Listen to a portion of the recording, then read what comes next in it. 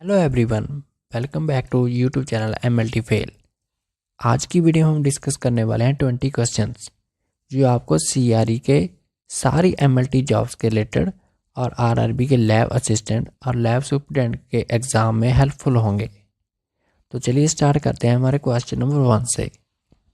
Question number 1, what is the recommended needle gauge for collecting blood from paediatric patients to prevent haemolysis? बच्चों की veins काफ़ी पतली होती हैं, तो हमें इसके लिए नीडल भी पतली ही यूज़ करनी चाहिए। तो इसके लिए हम बड़े गेज की नीडल यूज़ करेंगे, यानी कि 23 गेज की। जितना बड़ा गेज होगा नीडल उतनी ही पतली होगी। इनको हम इनके कलर से भी पहचान सकते हैं, जैसे कि 16 gauge grey colour, 18 gauge green colour, 20 pink, 21 purple, 22 blue, 23 orange, 25 red and 27 white etcetera. Question number 2. What is the maximum time a tourniquet should be applied during vein puncture to prevent hemoconcentration? टॉर्निकेट को 1 minute से ज़्यादा time apply करके नहीं रखना चाहिए, क्योंकि इससे plasma tissue में लीक भी हो सकता है, जिससे वेन में ब्लड की कंसंट्रेशन इंक्रीज हो सकती है सेल्स और लार्ज मॉलिक्यूल लाइक प्रोटीन से। इसकी वजह से कुछ टेस्ट की वैल्यू इंक्रीज भी हो सकती है, जैसे कि potassium, calcium and protein. Question number 3. What happened to red blood cells in a hypertonic solution? Hypertonic solution होते हैं जिसकी सल्यूट कंसंट्रेशन ज़्यादा होती है as compare to inside of cell.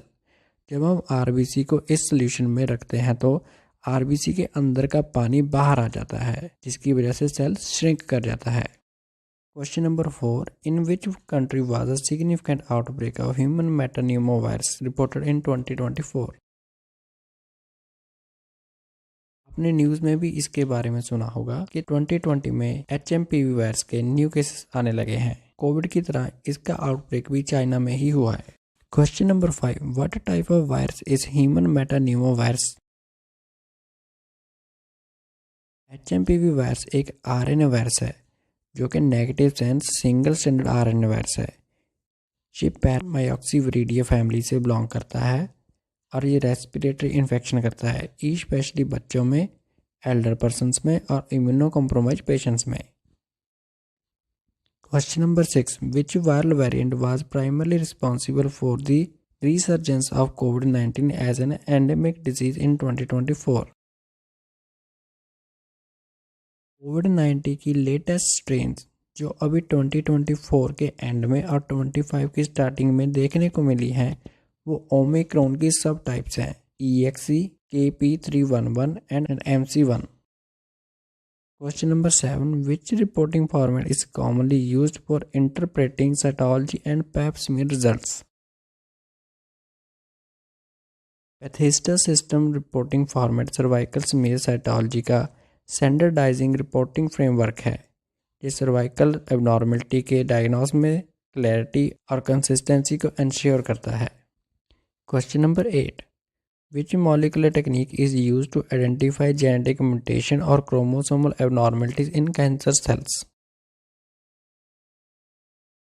Fluorescence in situ hybridisation, जिसे हम फिश टेस्ट भी बोलते हैं, एक मॉलिकुलर टेक्निक है जो लोकलाइज स्पेसिफिक जेनेटिक म्यूटेशन और क्रोमोसोमल एबनॉर्मलिटी को सेल्स और कैंसर सेल्स में डिटेक्ट करने के लिए यूज़ की जाती है। फिश टेस्ट में हम फ्लोरोसेंटली लेवल DNA और RNA प्रोब का इस्तेमाल करते हैं जो क्रोमोजोम के स्पेसिफिक सीक्वेंस और जीन ऑफ इंटरेस्ट पर बाइंड हो जाती है, जिसे हम फ्लोरोसेंस माइक्रोस्कोप से भी डिटेक्ट कर सकते हैं। Question number 9. Which of the following test measure vitamin B12 deficiency indirectly? Methyl malonyl CoA को सक्सिनाइल CO में कन्वर्ट होने के लिए विटामिन B12 की ज़रूरत होती है। जब विटामिन B12 की डेफिशिएंसी हो जाती है तो ब्लड और यूरिन में मिथाइल मेलोनिक CoA अकोमुलेट होने लग जाता है। इसकी प्रेजेंस इनडायरेक्टली विटामिन B12 की डेफिशिएंसी को इंडिकेट करती है। Question number 10. Colonies of which bacterium show a fried egg appearance on agar? Fried egg colonies आपको माइकोप्लाज्मा निमोनी में देखने को मिलेंगी। इसके लिए हम स्पेशल मीडिया जैसे कि ईटन्स अगार और माइकोप्लाज्मा अगार यूज़ कर सकते हैं। इस पर ग्रो होने वाली कॉलोनीज का पैटर्न यूनिक होता है, क्योंकि ये सेंटर में से डेंस होती है जो एग योक से रिसेंबल करता है, और आउटर लेयर से लेस डेंस होता है, जिससे इसकी कॉलोनीज को फ्राइड एग की अपीयरेंस मिलती है। Question number 11, the reagent used in the Trinder reaction for cholesterol estimation is. Trinder reaction जो कोलेस्ट्रॉल के लिए यूज की जाती है, इसमें कोलेस्ट्रॉल एस्टरेज कोलेस्ट्रॉल एस्टर को फ्री कोलेस्ट्रॉल में तोड़ देता है, फिर कोलेस्ट्रॉल ऑक्सीडाइज इसे ऑक्सीडाइज करता है और इसमें हाइड्रोजन पेरोक्साइड बाय प्रोडक्ट बन जाता है, जो आगे जाकर फिनोल और 4 अमीनो एंटीपायरीन से रिएक्ट करता है और कलर प्रोड्यूस करता है। सो हमारा राइट आंसर है phenol. Question number 12, what is the main use of Turnbull's blue reaction in laboratory settings? Turnbull's blue reaction tissue में फेरस आयरन को देखने के लिए यूज की जाती है। इस रिएक्शन में जब फेरस आयन पोटाशियम फेरिसाइनाइड से रिएक्ट करते हैं, ब्लू कलर कंपाउंड बनाते हैं। इस कलर पिगमेंट को टर्नबुल्स ब्लू भी बोलते हैं। Question number 13, Cahall's gold chloride sublimation method is primarily used for demonstration of। Cahall gold chloride sublimation method एक हिस्टोरिकल स्टेन टेक्निक है जो एस्ट्रोसाइट्स को डेमोन्स्ट्रेट करने के लिए यूज की जाती है। इस मेथड में हम फ्रोजन सेक्शन और tissue fixed in Cahall's formalin ammonium bromide mixer भी यूज कर सकते हैं। गोल्ड सब्लिमेशन सोल्यूशन में 1% gold chloride, 1% mercuric chloride and distilled water use करते हैं। इसमें astrocytes opaque purplish black colour के दिखाई देते हैं। Question number 14, Which of the following is the key reagent used for Coombs test? Coombs test RBC के against antibody को detect करने के लिए यूज किया जाता है। इस टेस्ट का जो मेन रिएजेंट है वो है एंटी ह्यूमन ग्लोबुलिन, जिसे हम Coombs रिएजेंट भी बोलते हैं। Anti human globulin human antibodies IgG और कॉम्प्लीमेंट प्रोटीन से बाइंड हो जाता है और एग्लूटिनेशन हो जाती है। Question number 15, LE cells are characterized by the presence of lupus erythematosus cells। Systemic lupus erythematosus SLE का हॉलमार्क होते हैं, जो कि एक ऑटोइम्यून डिसऑर्डर है। LE सेल न्यूट्रोफिल्स या फिर मैक्रोफेज होते हैं जो दूसरे न्यूट्रोफिल्स के न्यूक्लियस मटेरियल को फैगोसाइट करते हैं। ये सब एंटी न्यूक्लिएटेड एंटीबॉडीज की वजह से होता है जो न्यूट्रोफिल के न्यूक्लियस को अटैक करती है और एक कैरेक्टरिस्टिक फाइंडिंग ऑफ एनगल्फ बनाती है। Question number 16, Pelger Huet anomaly is characterised by the abnormal shape of which of the following cells. Pelger Huet anomaly एक बिनाइन इनहेरिटेड कंडीशन है जिसमें WBC स्पेसिफिकली न्यूट्रोफिल्स के लोब्स आपस में सेगमेंट नहीं हो पाते और डंबल शेप्ड दिखाई देते हैं। Question number 17, the Nonne Apelt test is used to detect the presence of.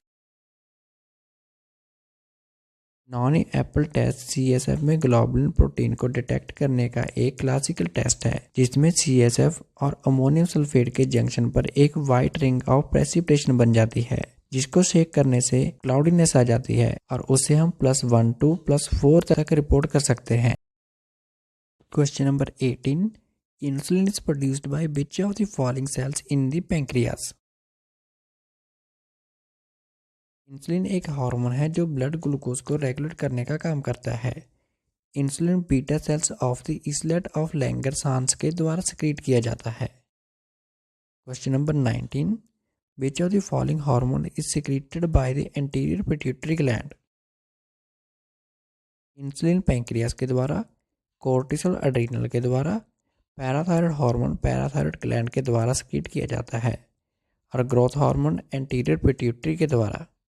आज की वीडियो का लास्ट क्वेश्चन है question number 20, what is the primary reagent used in the Hemoccult test for occult blood detection. Hemoccult blood test occult blood यानी कि hidden blood को detect करने के लिए यूज किया जाता है। इस टेस्ट में हम ग्वाइक रिएजेंट का इस्तेमाल करते हैं।